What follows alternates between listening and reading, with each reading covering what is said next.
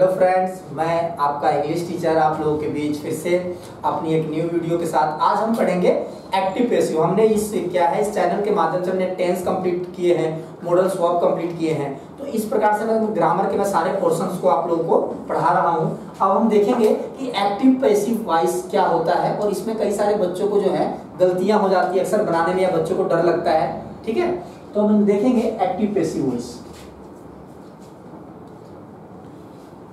Active and passive voice.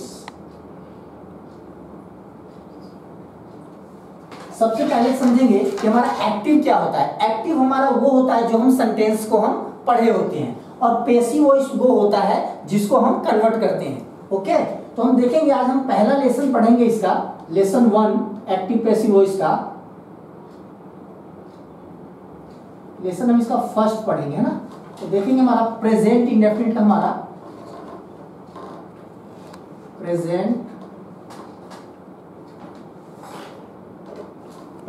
Indefinite active voice, present indefinite passive voice, sorry present indefinite passive voice.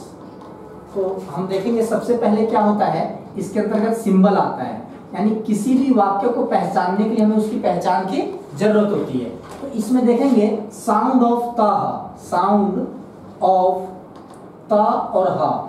जिस हिंदी वाक्य के अंत में ता और हा की साउंड आती है वो हमारा पैसिव वॉइस का सेंटेंस होता है प्रेजेंट इंडेफिनिट का, है ना। जैसे हम ये भी कह सकते हैं ता है, ती है और ते है, यानी साउंड ऑफ ता और हा।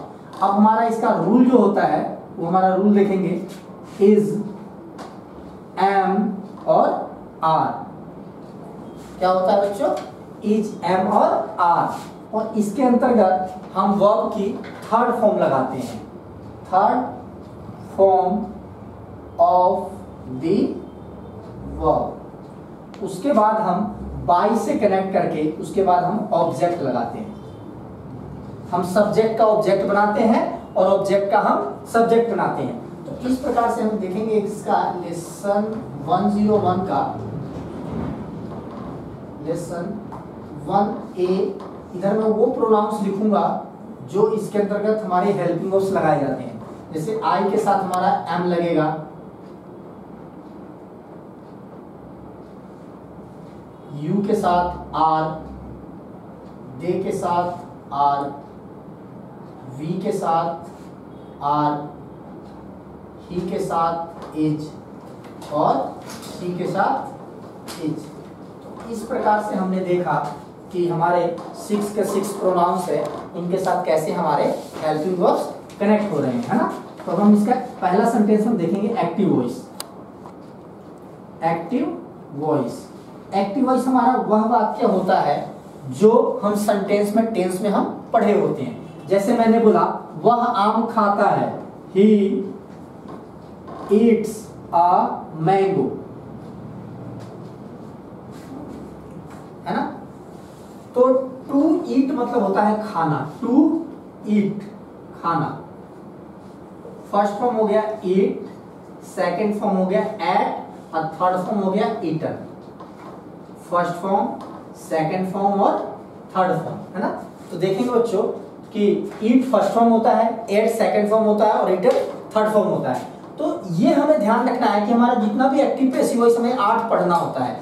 3 प्रेजेंट में, present indefinite, present continuous, present perfect, और पास्ट में भी past indefinite, past continuous, past perfect, और फ्यूचर में हमें 2 पढ़ना होता है, फ्यूचर इंडेफिनिट और फ्यूचर परफेक्ट। तो इस प्रकार से हमें टोटल जो है पैसिव वॉइस हमें 8 पढ़ने हैं, 8 पढ़ने हैं। और ये चैनल्स आप लोगों को बहुत हेल्प करेगा क्योंकि मैं बहुत अच्छे से ग्रामर को कमांड बनाते हुए चल रहा हूँ, जिससे आपके बेसिक्स ग्रामर बहुत अच्छे हो जाएंगे। आगे किसी भी कॉम्पिटेटिव एग्जाम्स को भी आप फाइट करते हैं या नॉर्मल लेवल पे भी आप एग्जाम्स देते हैं या वैसे भी आप क्लास में पढ़ते, तो आपको ये बहुत हेल्प्स करेंगे ये सेंटेंस, ठीक है।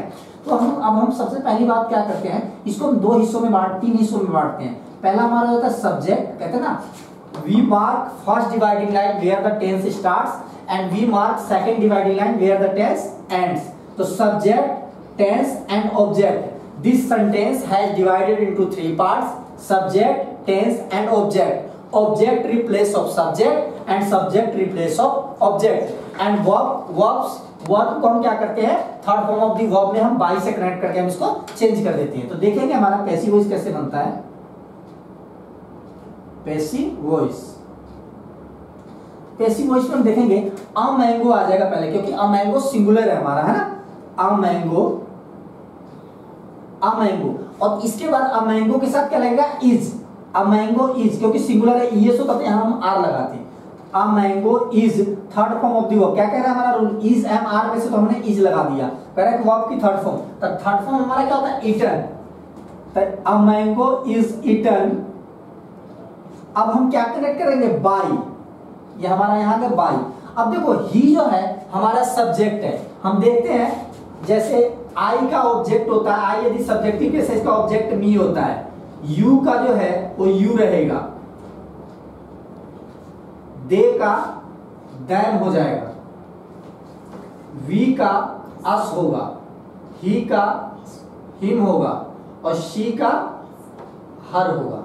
तो इस प्रकार से ये हमारे सब्जेक्टिव एरिया होता है जो सेंटेंस को, it is always starts the sentence, and ये हमारे सारे ऑब्जेक्ट्स होते हैं, object, it is always ending the sentences, जो ये हमारे को सेंटेंस को समाप्त करने में मदद करते हैं। ठीक है, तो हम देखेंगे a mango is eaten by, और ही जो है वो कन्वर्ट होकर के किस में आ जाएगा, हिम में, क्या हो जाएगा, हिम में। तो इस प्रकार से मैंने कहा active voice, he eats a mango, वह आम खाता है, और इसी को मैंने पैसिव वॉइस में कन्वर्ट किया, a mango is eaten by him, आम उसके द्वारा खाया जाता है।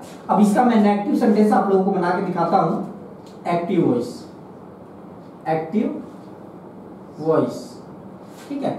अब मैंने बोला ही does not eat a mango, वह आम नहीं खाता है। अब फिर अब हम इसका पैसिव बनाएंगे, पैसिव वॉइस। तो हम we mark first dividing line where the tense start, subject हमारा छट गया, and we mark second dividing line where the sentence ends. तो यहां हमारा आ गया subject, tense and object, object replace of subject and subject replace of object. हम object का हम सब्जेक्ट बना देते हैं और सब्जेक्ट का हम ऑब्जेक्ट बना देते हैं। तो अ मैंगो इज, अब इज एम आर में से इज लगेगा, इसके तुरंत बाद लगेगा नोट, क्योंकि मैं आपको टेंसेस से ही बताते आ रहा हूं कि हमेशा फर्स्ट हेल्पिंग वर्ब के बाद ही हमारा नोट लगता है। तो अ मैंगो इज नोट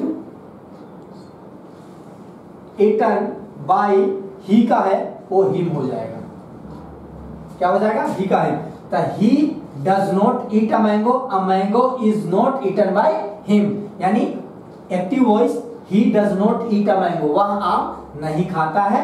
हमारा पैसिव वॉइस हो जाएगा a mango is not eaten by him, आम उसके द्वारा नहीं खाया जाता है। हमारा थर्ड सेंटेंस देखेंगे,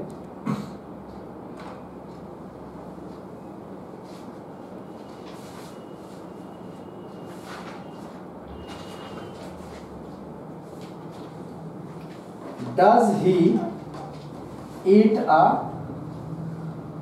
mango? क्या वह आम खाता है? Passive voice,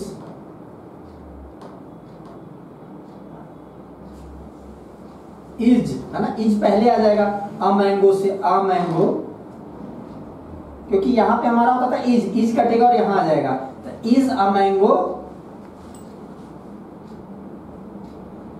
eaten by him. मैंने ये सेंटेंस बोला कि does he eat a mango, क्या वह आम खाता है, तो मैंने इसका पैसिव वॉइस बनाया is a mango eaten by him, क्या आम उसके द्वारा खाया जाता है। अब हम सेंटेंस नंबर 4 देखेंगे।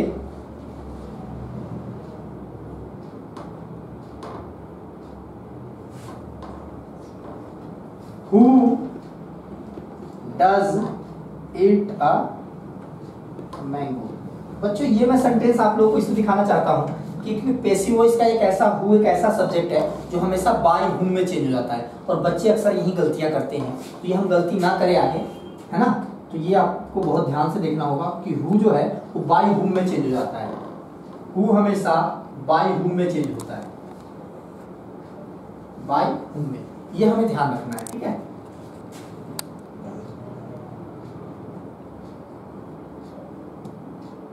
ठीक है, अब ध्यान देंगे, अब हम हु है तो इसकी जगह तुरंत लिख दो by whom. By whom is a mango eaten. यहाँ पे क्वेश्चन मार्क कह रहा है कि who does eat a mango, आम कौन खाता है, तो by whom is a mango eaten, आम किसके द्वारा खाया जाता है। सेंटेंस दोनों सेम है। ये हमें बहुत मोस्ट इंपोर्टेंट पार्ट्स है पैसिव वॉइस का, अक्सर बच्चे ही गलतियां करते हैं। हु जो है बाय हुम में चेंज हो जाएगा। इस ग्रामर के पार्ट्स को, इसको लास्ट वाले सेंटेंसेस को बहुत अच्छे से देखेंगे, क्योंकि अक्सर हम यहाँ गलतियां करते हैं। क्योंकि जो हमारे 9 फैमिली वर्ड्स है वो एज इट इज आ जाता है, 8 के 8।